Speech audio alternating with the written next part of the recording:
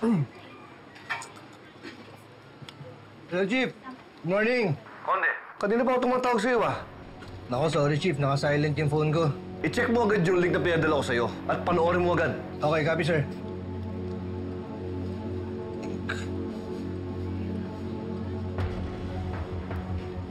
Daga, magkano ang ipinayad sa inyo?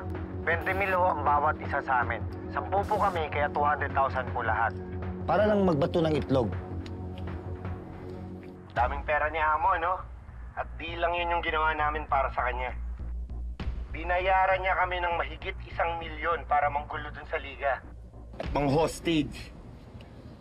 Para lang magmukhang bayani siya sa mata ng mga botante. Kumbaga, scripted ang lahat ng yun.